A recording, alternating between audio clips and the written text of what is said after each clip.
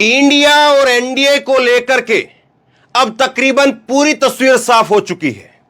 India के अंदर कौन रहेगा, एनडीए के अंदर कौन रहेगा, यह अब साफ हो चुका है। अब सबसे बड़ा सवाल यही है कि लोकसभा चुनाव चाहे वो 2024 में हो या 2023 में हो, मोदी के सामने विपक्ष की तरफ से सबसे बड़ा चेहरा कौन हो, मोदी के सामने विपक्ष की तरफ से प्रधानमंत्री पद पर सबसे बड़ा उम्मीदवार कौन हो, इसको लेकर के एक सर्वे हुआ है। उस सर्वे के नतीजे में आपको बताता हूं।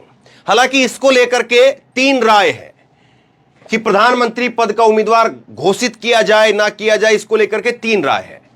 पहली राय तो यह कहती है कि इस पर बात ही ना हो कि कौन चेहरा है कौन चेहरा नहीं है, एक सामूहिक नेतृत्व में चुनाव लड़ा जाए और उसके बाद में चीजें तय की जाए। दूसरा जो है वो राय ये कहती कि नहीं, हमें उम्मीदवार सामने रखना पड़ेगा, बताना पड़ेगा कि मोदी के सामने ये है और मोदी से बेहतर जो है वो देश को ये चला सकते हैं, ये बताना पड़ेगा।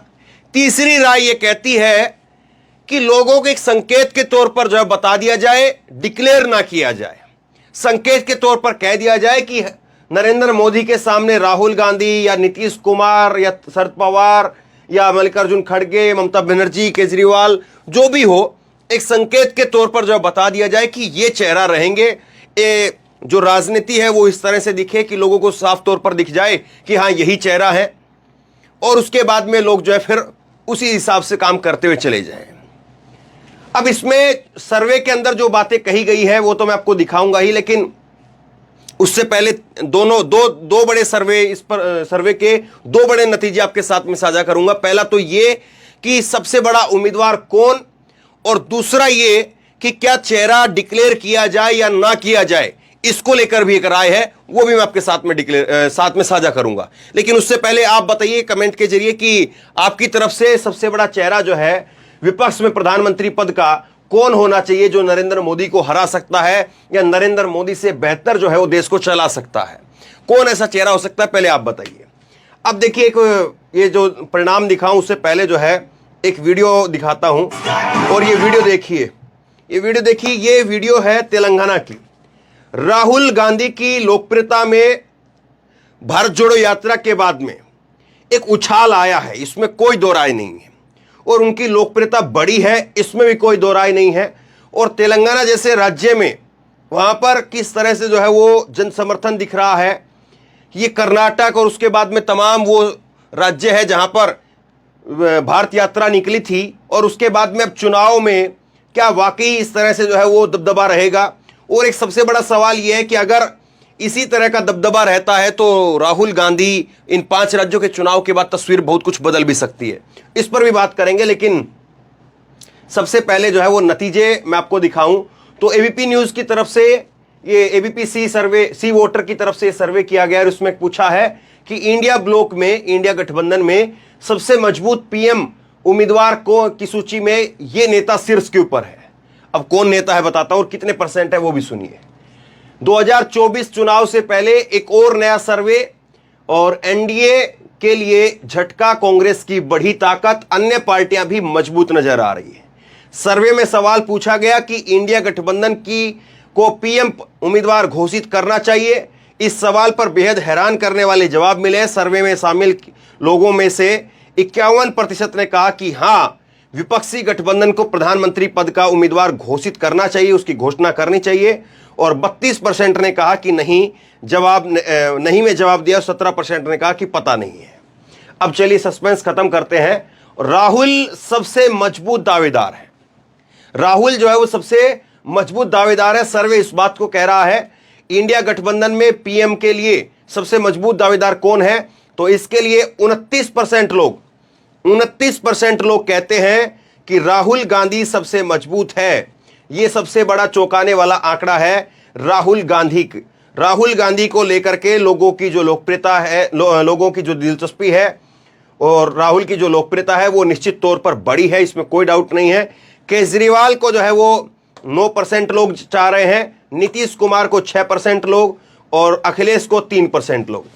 तो सबसे ज्यादा किसी की अगर लोकप्रियता है तो वो राहुल गांधी की है। राहुल गांधी को सबसे ज्यादा लोग जो है पसंद कर रहे हैं कि वो पीएम पद का उम्मीदवार बने। राहुल निश्चित तौर पर कांग्रेस की अगर आप देखेंगे तो एक पैन इंडिया पार्टी है कांग्रेस। आप केजरीवाल जो है वो या नीतीश कुमार हैं या अखिलेश हैं या और बाकी के नेता, ये पैन इंडिया पार्टी नहीं है। केजरीवाल की अगर आप बात करेंगे तो आप पंजाब की 13 सीट मान लीजिए, 10 सीट आप हरियाणा की मान लीजिए, 23 सीटें, तो 25-30 सीट से ज्यादा केजरीवाल जो है 7 सीटें जो है आप दिल्ली की मान लीजिए, तो इससे ज्यादा जो है वो सीटें केजरीवाल के पास में नहीं है। और इससे ज्यादा केजरीवाल अगर कहीं पर ये कहें कोई कि वो अपने सांसदों को जिता करके ला सकते हैं तो वो मुमकिन दिखाई नहीं पड़ता है। और केजरीवाल के आज के समय पर अगर आप देखेंगे तो एक सांसद है, और वो सांसद भी रिंकू सिंह पंजाब से जो हैं, वो भी पहले कांग्रेस के नेता थे, बाद में अभी आम आदमी पार्टी में गए और उपचुनाव हुआ भगवंत मान के सीएम बनने के बाद में, और उस सीट पर जो है वो चुने गए। तो ये तो केजरीवाल की वो है। अगर अखिलेश यादव की अगर आप देखेंगे तो अखिलेश यादव का उत्तर प्रदेश में निश्चित तौर पर बहुत बड़ा चेहरा है, सबसे बड़ा चेहरा भी कहें तो भी कोई डाउट नहीं, लेकिन लोकसभा चुनाव में वो करिश्मा नहीं दिखा पाते हैं। परिवार के बाहर जो है सीटें निकालना अखिलेश यादव के लिए एक बड़ा चैलेंज हो जाता है। नीतीश कुमार की आप कहेंगे तो नीतीश कुमार बिहार में बड़ा चेहरा है, लंबा एक अनुभव है विपक्ष के तौर पर, और जो है इसलिए जो है वो यहां पर 6% मिल भी रहे हैं। लेकिन आप नीतीश कुमार को कहें कि राजस्थान से कहीं पर अगर कोई खड़ा कर दिया जाए तो क्या राजस्थान से जीत सकते हैं, और दूसरे स्टेट से अगर खड़ा कर दिया जाए तो क्या जीत सकते हैं बिहार से बाहर जा करके। हालांकि राहुल के लिए भी एक बात कही जा सकती है, वो अमेठी हार गए थे, लेकिन अमेठी की हार और किस तरह की हार और कैसी हार हुई उस पर अपने आप में तमाम सारे सवाल हैं। लेकिन इन सब के बावजूद राहुल गांधी आज एक ऐसा चेहरा है, 29% लोग जो है वो राहुल गांधी को पीएम के तौर पर देख रहे हैं कि वो पीएम के तौर पर अच्छे साबित हो सकते हैं, मोदी को हरा सकते हैं। 29% लोग जो है इस बात को मानते हैं। ये एबीपी न्यूज का सर्वे है। अब इसके बाद में कि क्या उम्मीदवार घोषित करना चाहिए, इसको लेकर के 51% लोग कह रहे हैं कि हां उम्मीदवार घोषित होना चाहिए, नहीं घोषित करना चाहिए 32% लोग कह रहे हैं, और पता नहीं कह रहे हैं 17% लोग ऐसे जो कह रहे हैं कि पता नहीं है। अब सबसे बड़ा सवाल यही है कि अगर घोषित कर दिया जाएगा तो क्या दिक्कत है, अगर घोषित नहीं किया जाए तब क्या दिक्कत है। देखिए, अगर घोषित कर दिया जाए कि राहुल गांधी पीएम पद का जो है वो चेहरा है, तो उसके बाद में यह है कि बाकी की पार्टियों के अंदर जो है वो एक अपने कार्यकर्ताओं को इकट्ठा करने की बात है, तो वो फिर जो है वो चुनाव में वो दम नहीं दिखेगा। और पहले कर दिया जाए उस पर बात करते हैं। तो अगर कर दिया जाता है तो फिर उसके बाद में ये होगा कि लोगों को एक मैसेज जाएगा कि देखिए मोदी के सामने ये चेहरा है। क्योंकि आज की राजनीति को अगर आप देखेंगे, मौजूदा अगर कुछ चुनावों की राजनीति आप उठा करके देखिए तो बाइपोलर चुनाव हो गया है। अब जो है वो ये है कि या तो ये और या फिर ये। केजरीवाल ने भी कांग्रेस को अगर पंजाब में हराया तो उससे पहले भगवंत मान का चेहरा डिक्लेयर करना पड़ा। हालांकि उन्होंने चेहरा डिक्लेयर जो है गुजरात में भी किया था, असर नहीं पड़ा, लेकिन हां परफॉर्मेंस अच्छी रही। तो चेहरा डिक्लेयर करने से आज के समय में यह जरूर है कि एक अच्छी टक्कर, मजबूत टक्कर जो है दी जा सकती है, और लोग जो है खुल करके वोट करते हैं कि या तो इसके लिए या इसके लिए। मौजूदा जो राजनीति है वो बाइपोलर है, और अगर घोषित करेंगे नहीं करेंगे तो भी लोग यही मानते हैं कि हां मोदी वर्सेस राहुल का जो है ये चुनाव है, लोग मान करके चलते हैं। तो घोषित कर दिया जाना चाहिए में उसके तर्क जो है ये दिए जा सकते हैं, और नहीं में तर्क ये दिए जा सकते हैं कि अगर राहुल को चेहरा घोषित कर देते हैं तो बाकी की जो पार्टी है, बाकी के जितने भी नेता हैं, उनके जो कार्यकर्ता हैं, वो फिर थोड़ा डाउन हो जाते हैं। और उसके बाद में ये भी होता है कि अगर राहुल को मोदी के सामने प्रेजेंट कर दिया जाए कि राहुल ही जो है वो नरेंद्र मोदी के सामने पीएम पद का चेहरा है, तो उसके बाद में एक ये भी होता है कि पूरा का पूरा चुनाव जो है वो राहुल और मोदी के इर्द गिर्द हो जाएगा। उधर से बीजेपी जो है वो राहुल गांधी पर, कांग्रेस पार्टी पर आरोप लगाएगी, और बाकी विपक्ष के नेताओं का काम यही रह जाएगा कि वो राहुल गांधी को डिफेंड करते रह जाएं। क्योंकि उनसे फिर यही सवाल पूछा जाएगा कि आपका पीएम पद का जो चेहरा है उनके ऊपर बीजेपी की तरफ से ये बातें कही गई है। आज अगर बीजेपी कुछ आरोप लगाती है तो फिर उसमें जो जवाब विपक्ष के तौर पर यही बचता है कि देखिए कांग्रेस पार्टी के नेता के ऊपर आरोप लगे हैं, राहुल गांधी पर आरोप लगे हैं, कांग्रेस उसका जवाब देगी, ये कहकर के जो विपक्ष निकल सकता है उधर से। लेकिन अगर राहुल को डिक्लेयर कर दिया जाए तो फिर विपक्ष के बाकी नेताओं की जो जिम्मेदारी हो जाती है, वो मजबूरी भी हो जाती है कि उनको जो है वो फिर राहुल गांधी को ना चाहते हुए भी डिफेंड करना ही करना पड़ेगा, क्योंकि वो आपके प्रधानमंत्री पद के चेहरा हो गए हैं। तो फिर नहीं में जो है वो ये तर्क है कि इसलिए इनको डिक्लेयर ना किया जाए। अब ना पता कहने वाले जो लोग हैं कि पता नहीं है, वो तो जो है वो गैर राजनीतिक लोग आप कह लीजिए कि जिनको कोई खास फर्क नहीं पड़ता है। लेकिन देश में बड़ी आबादी जो है वो इस वक्त ये मान करके चल रही है कि एक मैसेज दे दिया जाए, और मुझे भी लगता है कि एक मैसेज दे दिया जाए कि ये चुनाव जो है किसके जो है वो इर्द गिर्द रहेगा। हालांकि अभी तक की राजनीति आप देखें और 3 जो बैठकें देखें विपक्ष की, तो उसमें साफ तौर पर दिख रहा है कि ये चुनाव किसके इर्द गिर्द जाने वाला है। लालू प्रसाद यादव ने 23 जून को जो पहली बैठक हुई पटना के अंदर, तो उसमें भी कह दिया था कि दूल्हा बनिए, मम्मी शादी के लिए बोलती हैं, तो वहां से भी एक मैसेज था। अभी जब बैठक हुई 1 सितंबर को मुंबई के अंदर, तो उसमें भी लालू प्रसाद यादव ने कहा कि हम राहुल गांधी को आश्वस्त करते हैं। अब राहुल गांधी को आश्वस्त करने का मतलब क्या है?